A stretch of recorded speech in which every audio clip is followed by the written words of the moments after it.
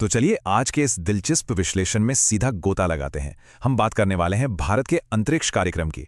सोचिए, एक ऐसा सफर जो शुरू हुआ था बेहद साधारण तरीके से और आज आज हम स्पेस एक्सप्लोरेशन में एक ग्लोबल सुपर पावर बन चुके हैं।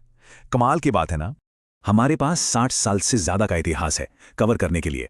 तो हमारा रोड मैप कुछ ऐसा दिखेगा। पहले हम ग्लोबल स्पेस रेस को समझेंगे, फिर इसरो की वो मशहूर साधारण शुरुआत देखेंगे, उसके बाद लॉन्च व्हीकल्स, फिर ऐतिहासिक चांद और सूरज के मिशन और आखिर में गगनयान और फ्यूचर मिशंस, यानी कोल्ड वॉर से लेकर हमारे खुद के स्पेस स्टेशन तक का पूरा सफर। भाग 1, the global space race. Bharat की इन शानदार अचीवमेंट्स को सही मायने में समझने के लिए ना हमें पहले उस माहौल को समझना होगा जिसने इस पूरे स्पेस एक्सप्लोरेशन की नींव रखी थी। जरा इस टाइमलाइन को देखिए। यूएसएसआर और अमेरिका ने सिर्फ एक दशक के अंदर इंसानी लिमिट्स को कहां से कहां पहुंचा दिया था।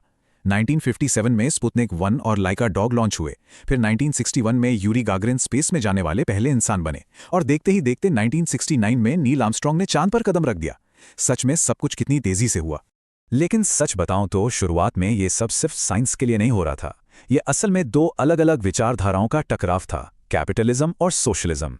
ये दोनों महाशक्तियां दुनिया को अपनी सुपीरियॉरिटी और टेक्नोलॉजिकल ताकत दिखाने के लिए स्पेस को एक निष्पक्ष अखाड़े की तरह इस्तेमाल कर रही थीं। भाग 2, इसरो की साधारण शुरुआत। अब देखते हैं कि इस भयंकर कंपटीशन वाले अखाड़े में भारत की एंट्री दुनिया से इतनी अलग कैसे थी। दूरदर्शी डॉक्टर विक्रम साराभाई की लीडरशिप में भारत का स्पेस प्रोग्राम धीरे धीरे आकार ले रहा था। 1962 में इनकोस्पार से शुरुआत हुई, फिर 15 अगस्त 1969 को इसरो की स्थापना हुई और 1975 में हमने अपना पहला सैटेलाइट आर्यभट्ट लॉन्च किया। लेकिन यहाँ कैच ये था कि हमारा फोकस किसी रेस को जीतने पर नहीं, बल्कि अंतरिक्ष तकनीक का इस्तेमाल आम इंसान की भलाई और देश के विकास के लिए करने पर था। यहाँ का कॉन्ट्रास्ट देखिए, दिमाग हिल जाएगा। एक तरफ सुपर पावर्स पानी की तरह अरबों डॉलर बहा रहे थे और दूसरी तरफ हमारे भारतीय वैज्ञानिक शुरुआती रॉकेट के पुर्जों को साइकिल पर ढो रहे थे। यहां तक कि एप्पल सैटेलाइट को टेस्टिंग के लिए बैलगाड़ी पर ले जाया गया था। मतलब बिना किसी बड़े बजट के सिर्फ अपनी बुद्धिमत्ता और जुगाड़ से इतना सब अचीव करना, ये सादगी सच में अकल्पनीय है।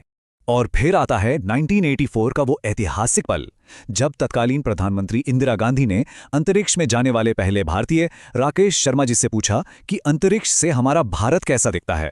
तो उनका जवाब था, सारे जहां से अच्छा। सच में रोंगटे खड़े कर देने वाला पल था वो। भाग 3, लॉन्च व्हीकल्स को समझना। चलिए अब जरा उन असली मशीनों के बारे में बात करते हैं जो इन नामुमकिन सी लगने वाली यात्राओं को मुमकिन बनाती हैं। इसरो के इन रॉकेट्स को समझना काफी आसान है। पीएसएलवी को आप अपना एक बेहद रिलायबल लोकल ट्रांसपोर्ट या हल्का वर्कहाउस मान लीजिए, जो 200 से 1000 किलोमीटर के लो अर्थ ऑर्बिट के लिए एकदम परफेक्ट है। वहीं दूसरी तरफ है जीएसएलवी। इसे आप एक हैवी ड्यूटी ट्रक समझ सकते हैं, जिसकी जरूरत हमें 36,000 किलोमीटर जैसी बहुत दूर की ऑर्बिट्स तक भारी सामान पहुंचाने के लिए होती है। अब जीएसएलवी को इतनी ऊंचाई तक धकेलने के लिए सबसे जरूरी चीज क्या है? वो है क्रायोजेनिक इंजन। ये शून्य से भी बहुत नीचे के तापमान पर काम करने वाला एक बेहद कॉम्प्लेक्स इंजन है, जो रॉकेट की आखिरी स्टेज में एक जबरदस्त थ्रस्ट देता है। इस इंजन को खुद भारत में डेवलप करना एक बहुत बहुत बड़ा गेम चेंजर था। इसने भारी लॉन्चिंग के लिए विदेशी तकनीक पर हमारी निर्भरता को हमेशा के लिए खत्म कर दिया। अब जरा इस नंबर पर गौर कीजिए, 104। जी हां, 2017 में इसरो ने एक ही पीएसएलवी रॉकेट से एक साथ 104 सैटेलाइट्स को सफलतापूर्वक लॉन्च करके पूरी दुनिया के वैज्ञानिकों को हैरत में डाल दिया था। मतलब ये इसरो की क्षमता और इसकी एक्यूरेसी का एक ऐसा प्रदर्शन था जिसने सबको बता दिया कि हम किसी से कम नहीं हैं। भाग 4, ऐतिहासिक चंद्र और सौर मिशन। चलिए लॉन्च व्हीकल से आगे बढ़ते हैं और उन हिस्टोरिक डेस्टिनेशंस की बात करते हैं जहां इसरो ने अपना परचम लहराया है। ये जर्नी असल में इसरो के कभी हार न मानने वाले जज्बे की कहानी है। 2008 में चंद्रयान 1 का ऑर्बिटर सफल रहा। फिर 2019 में चंद्रयान 2, जहां विक्रम लैंडर चांद की सतह से बस 2 किलोमीटर ऊपर हमसे छिटक गया।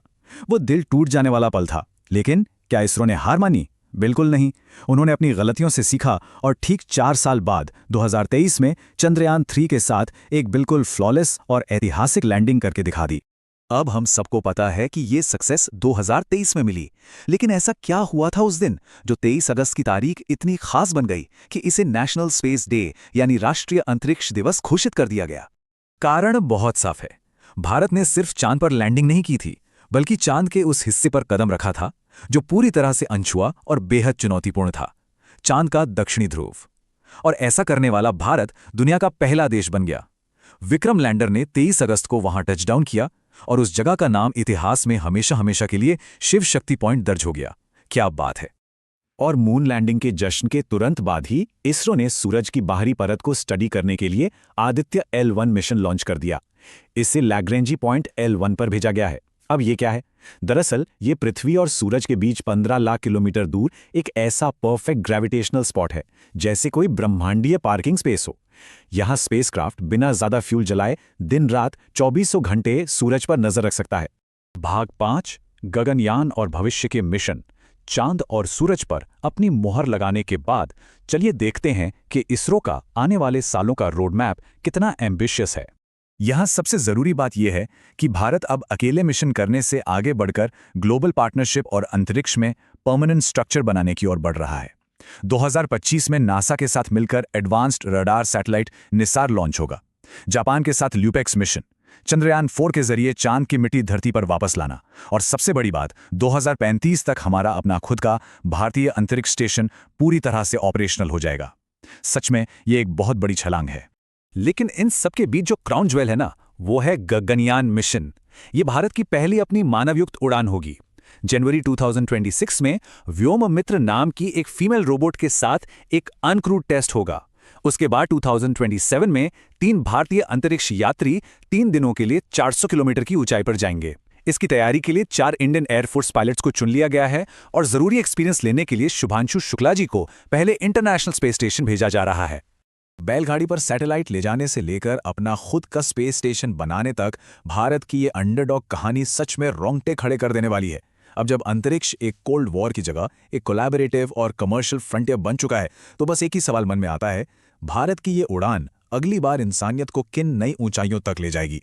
इसी रोमांचक सवाल के साथ हमारे इस विश्लेषण में जुड़ने के लिए बहुत बहुत धन्यवाद।